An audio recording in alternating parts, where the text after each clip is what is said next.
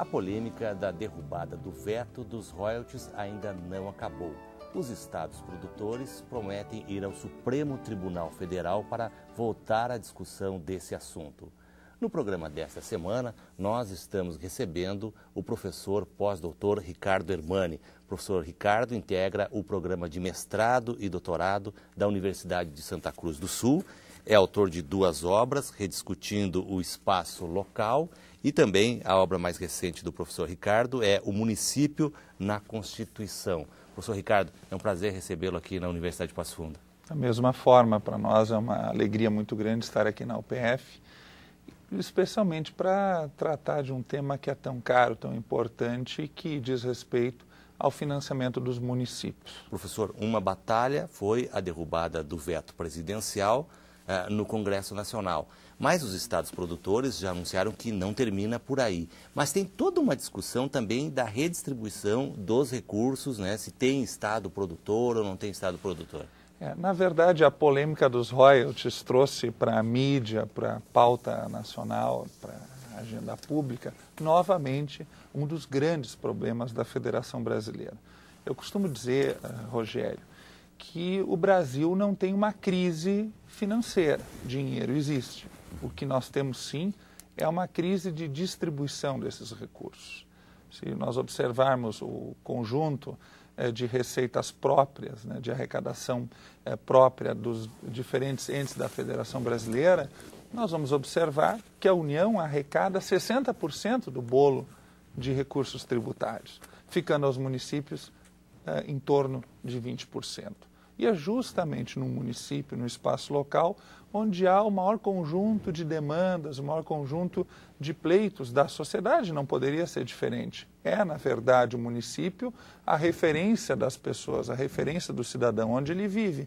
E ele vai buscar na prefeitura, nas secretarias específicas, a tentativa de satisfação dos seus direitos, das suas pretensões. Então, na verdade, nós temos esse desequilíbrio. O Brasil, com um federalismo trino, né, de 3 dimensões, com União, estados e municípios, mas na prática, no que tange a questão da autonomia financeira, isso não se verifica. O professor Vital Moreira, professor português, sempre diz que não adianta nós tratarmos de autonomia no plano teórico, no plano constitucional, sem que essa autonomia se reflita no âmbito financeiro. A autonomia constitucional sem autonomia financeira é mera discussão de papel. E essa má distribuição do bolo, né, professor? 60% ficando com os municípios, mas é na porta... Com a União, desculpa. Que bom que fosse com os municípios, né, professor? Justamente... É a expectativa, é o quadro ideal. Na verdade, esse seria o quadro ideal. Né? 60% ficar com os municípios. E o cidadão bate na porta do prefeito, né, buscando a saúde, buscando a educação, buscando as melhorias. E aí os prefeitos acabam ficando também com o chapéu na mão. Exatamente. Num duplo sentido, porque ele vai precisar, né, de mais recursos. É evidente que esses 20% são absolutamente insuficientes. Muito agora agravada a situação no que tange à saúde. Se nós observarmos as realidades orçamentárias dos municípios, e aí, Rogério, especialmente os pequenos municípios, as demandas judiciais na área da saúde, em algumas vezes, inviabilizam os orçamentos locais. Então, a solução dos prefeitos acaba sendo a velha e tradicional ida a Brasília na busca de recursos, o que fere o chamado princípio da subsidiariedade administrativa, uma vez que, quando o ente local precisa do ente central para o atendimento às suas demandas, ele perde muito em autonomia. Isso viola a lógica, né, da redistribuição de competência a partir das esferas mais próximas do cidadão. Inclusive, em tempos de conclave, né, é interessante dizer que esse princípio da subsidiariedade ele adquiriu bastante importância a partir da Igreja Católica, a partir das encíclicas papais. E neste contexto que começa a se difundir na Europa, na Carta Europeia de Autonomia Local, em 1985, e as constituições europeias começam a incorporar essa temática do espaço local, vide Constituição Portuguesa,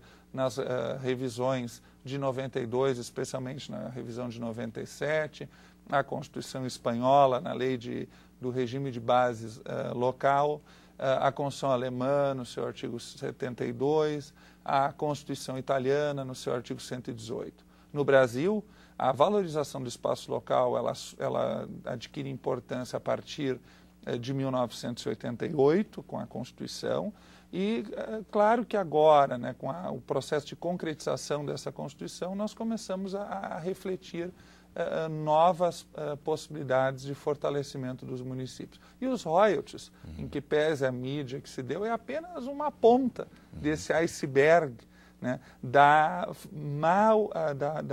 deficiente engenharia institucional que nós verificamos no Brasil. Professor, se criou essa discussão dos estados produtores, que é Rio de Janeiro, Espírito Santo e São Paulo, que já anunciaram que vão ao Supremo Tribunal. Existe estado produtor? Bom, aí nós temos um problema conceitual. Né? Porque se nós vamos observar a extração de petróleo, né, no Brasil, ela basicamente é no mar, né, na plataforma continental, enfim, no mar como num sentido mais amplo, lato sensu.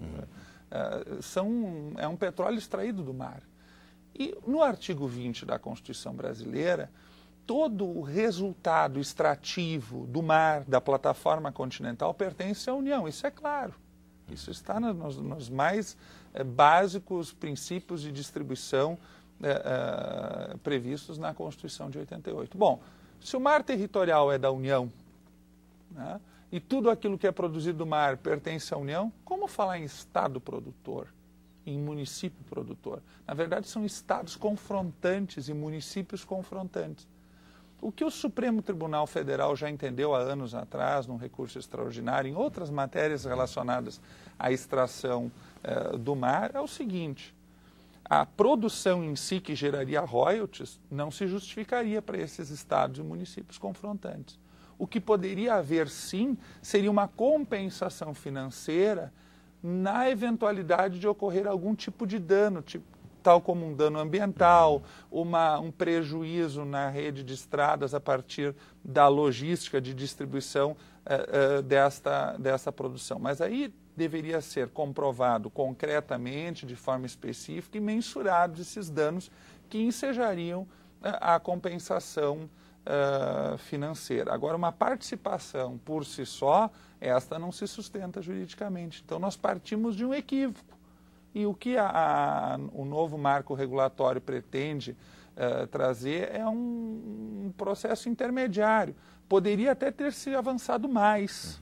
Ainda se tem uma lógica que fica dando um tipo ainda de tratamento diferenciado a esses estados e municípios confrontantes, que, em tese, eles nem teriam direito de ter esse tratamento que vão ter a partir de agora, que é um pouco menos privilegiado do que eles tinham, mas ainda terão um pequeno privilégio se comparado com todo o conjunto de mais de 5 mil municípios brasileiros. E a partir de uma decisão do Supremo Tribunal, esses recursos vão representar um fôlego a esses municípios? Eu diria assim, um pequeno alívio. Né? Na verdade, do ponto de vista do processo legislativo, a questão já está resolvida. Na medida que o veto é derrubado pelo Congresso Nacional, agora, ao longo dessa semana, vai haver a comunicação à Presidenta da República, que terá até 48 horas para promulgar a matéria. Se não desejar fazê-lo, uma vez que vetou uma boa parte da regra, essas 48 horas, por competência constitucional, são atribuídas ao presidente do Senado Federal. Né? E caso este ainda não queira promulgar, o que eu acho muito difícil acontecer a hipótese, até analistas políticos já dizem que a própria presidenta Dilma vai respeitar a deliberação majoritária do Congresso, num último caso, o vice-presidente do Senado Federal, este sim seria obrigado a promulgar a matéria. Então, a certeza nós temos agora que, do ponto de vista do processo legislativo, o assunto, essa nova lógica de redistribuição de royalties e das participações especiais, é importante se destacar essa questão das participações especiais, tornar-se-á lei. Né? O que se discute no Supremo Tribunal Federal em termos, no âmbito das ADINs, seguramente propostas pelos governadores dos estados dito produtores, que eu prefiro chamar de confrontantes. Um dos temas que se discute ali seria um vício formal na sessão que derrubou os vetos. Teria havido uma republicação do veto em alguns aspectos bastante pontuais, sem entrar em modificações substanciais, e esta republicação determinaria uma recontagem de prazo, então, de 30 dias. Então, nesse sentido, há uma discussão técnico-legislativa que chega no Supremo Tribunal Federal, que, ao meu ver, seria complicado. Hoje, diante de uma grande maioria parlamentar que derrubou esses vetos, o Supremo Tribunal Federal, claro, que sempre tem a sua competência e é a última palavra do ponto de vista da interpretação constitucional, mas seria complicado uma anulação da sessão. Bom, professor Ricardo, toda essa discussão dos royalties traz também um outro debate que apareceu aí, os mais de 3.000 vetos que não foram analisados. A gente vai ao intervalo e nós voltamos em seguida conversando com o professor Ricardo Ermani aqui no programa Direitos desta semana na UPF TV. Até já.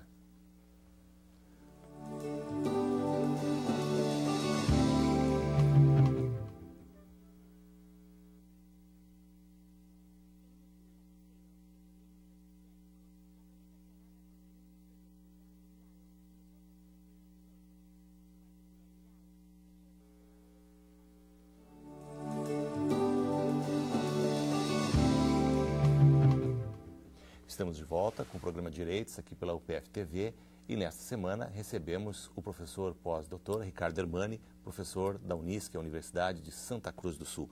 Professor, toda essa polêmica, né, que se abriu a partir da apreciação do veto dos royalties também mostrou um outro cenário do Congresso Nacional que não era desconhecido, mas que estava um pouco esquecido. Mais de 3.000 vetos não foram apreciados. O que significa exatamente isso? Na verdade, o processo legislativo brasileiro, que ele se encontra num espaço bem definido da Constituição, entre o artigo 59 e 69 da Carta Constitucional, ele prevê uma atuação conjunta. Ele tem uma importância inicial muito significativa do poder legislativo, deliberação legislativa que se dá na análise de comissões temáticas, na apreciação do projeto de lei em plenário. Depois a matéria, após passar pelas duas casas legislativas, ela vai ao Poder Executivo para a chamada deliberação executiva, onde a presidenta, tem as duas opções. Se concordar com a matéria, ela sanciona o projeto, ele de imediato torna-se lei, e se ela não concorda, ela pode, justificadamente, por razões de inconstitucionalidade ou contrariedade ao interesse público, vetar o projeto. No entanto, o veto não é a última palavra sobre o processo legislativo. Esta última manifestação cabe ao Congresso Nacional em sessão conjunta, que vai manifestar, e na questão dos royalties isso aconteceu, se concorda ou não com o veto. Se concordar com veto, aí esta matéria vetada não se torna lei, ela vai ao arquivo. Se discordar do veto do Poder Executivo, a matéria volta para a fase da promulgação, que pode ser feita, como havia falado antes, pelo Executivo, depois pelo presidente do Senado ou pelo vice-presidente do Senado. Então, a última fase constitutiva do processo legislativo acaba sendo do Parlamento, que é o acolhimento, ou, no caso mais significativo, a derrubada do veto presidencial. No entanto, mais de 3.000 vetos não estavam sendo apreciados, ou seja, na prática, a última palavra estava cabendo ao Poder Executivo, porque os vetos ficavam guardados nos arquivos do Congresso Nacional. A discussão aconteceu porque os estados produtores, quando ameaçados com uma eventual derrubada do veto da presidenta Dilma em relação aos royalties, argumentaram no Supremo Tribunal Federal que para votar o veto dos royalties, primeiro teria que votar os 3.000 vetos que estavam lá arquivados no Congresso Nacional, numa manobra protelatória dessa apreciação. Agora, esse debate causou muita espécie, causou uma preocupação muito significativa com esta falta de operação do Congresso na apreciação. O senhor sabe, professor, que a gente que acompanha o Código de Defesa do Consumidor e trabalha nessa área, o Código, quando foi sancionado, teve 43 vetos pelo então presidente Collor, nunca foram apreciados. Ou seja, nunca acabou o presidente dando a última palavra. Dando a última palavra. Que caberia, pela Constituição, ao Congresso. Abriu o espaço, o Congresso abriu mão dessa sua atribuição, né? Renunciou. Um direito indisponível, porque o Congresso, na verdade, o Poder Legislativo é a grande representação da sociedade. Eu sempre digo isso. O Poder Executivo representa a parte vencedora. Agora, o Poder Legislativo representa todos os partidos. A majoritária, mas a minoritária, a oposição. Então, a Constituição preconiza essa competência constitucional do Parlamento para apreciar vetos do Poder Executivo. E deixa um poder no Executivo gigantesco, né, professor? Com essa falta de operação do Congresso, acaba sendo um poder total.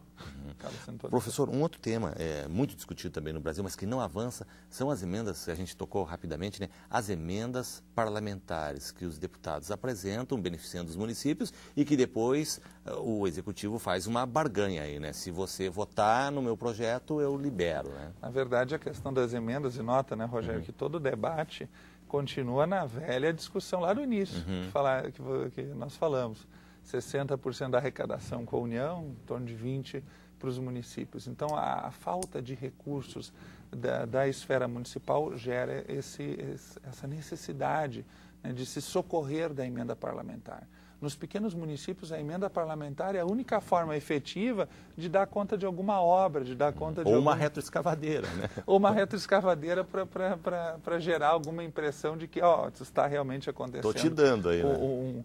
Um incremento de recursos aos municípios. Essa questão das emendas, primeiro, ela gera uma violação da chamada igualdade institucional. Além da igualdade entre as pessoas, nós temos essa igualdade entre as instituições, porque cada parlamentar, Rogério e os telespectadores precisam ter essa noção, cada parlamentar hoje, deputado e senador, tem a possibilidade anual de fazer emenda num valor de 15 milhões de reais, conforme parecer do relator do orçamento da União, que aliás é outro tema, que a partir da derrubada do veto entra em debate. São dois temas do momento, dois temas do presente. Então vejam que é o parlamentar que vai decidir aonde vai ser aplicado esses 15 milhões de reais, que é num ginásio, que é num pórtico de entrada da cidade, e às vezes nós temos esse paradoxo. Nós temos uma cidade que não tem saneamento adequado, pavimentação adequada, mas tem um pórtico de entrada. Eu viajei recentemente agora e vi lá na região de Santa Rosa uma cidade com um pórtico gigantesco. Fiquei pensando, né, quanto custou aquilo, né? E também acaba não sendo nem culpa do prefeito, porque o prefeito, quando recebe a emenda parlamentar, ele recebe ela carimbada pelo próprio deputado, que ele só pode aplicar nisso. Ele não pode aplicar em outra coisa que não nesse pórtico. O que fere também a autonomia municipal. O pleito da Confederação Nacional dos Municípios, e aqui registre-se o grande trabalho do municipalista Paulo Zilkowski, que é gaúcho, né, que mobiliza hoje os municípios no Brasil, é acabar com a emenda parlamentar. E inserir esse valor, esses 15 milhões por parlamentar, no bolo de recursos do Fundo de Participação dos Municípios, que aí teria uma distribuição igualitária, né, objetiva, sem que o parlamentar decidisse, olha, eu quero recurso para o município A ou município B. Isso seria distribuído nos mais de 5.500 municípios brasileiros, segundo esses critérios do Fundo de Participação dos Municípios, gerando mais igualdade institucional e ao meu ver, um sentimento mais republicano, né? Não ficaria à mercê dessas manifestações pessoais dos parlamentares, favorecendo a autonomia local, porque a sociedade local ia dizer, olha, eu quero esse recurso não para o pórtico, mas eu quero esse recurso para mais investimento na área da saúde, que é um dos grandes problemas hoje dos municípios que eu havia falado anteriormente. Né? Cada vez mais se demandam recursos nessa área e não há mais suporte orçamentário adequado para atender isso. Agora, recentemente, eu verifiquei em algumas situações, alguns municípios gaúchos, o seguinte paradoxo. Nós temos a lei do piso do magistério, Sim. que é obrigatória, que é um direito do professor, mas, ao mesmo tempo, nós temos a lei de responsabilidade fiscal, a lei complementar 101, que estipula que, no máximo, o município pode gastar ou investir, eu não digo que é gasto de pessoal, acho que é investimento de pessoal, mas ele pode investir no seu quadro de servidores até 54% da receita corrente líquida. E tem prefeitos hoje que já se deparam com um comprometimento de pessoal na ordem de 51%, 51, alguma coisa, em termos de investimentos em pessoal. E se ele passar a pagar o piso do magistério, que é uma obrigação, ele vai ter um seguinte paradoxo. Eu cumpro o piso do magistério e descumpro a lei de responsabilidade fiscal. Então, claro que aí a questão dos royalties ajuda, que dá uma pequena aliviada nesses limites, né, vai incrementar um pouco mais os recursos públicos. Professor, o senhor é um sério defensor, né, do poder local, do fortalecimento desse poder local. Porque eu entendo, Rogério, que é no poder local que ainda a sociedade pode exercer o chamado controle social, o empoderamento da sociedade.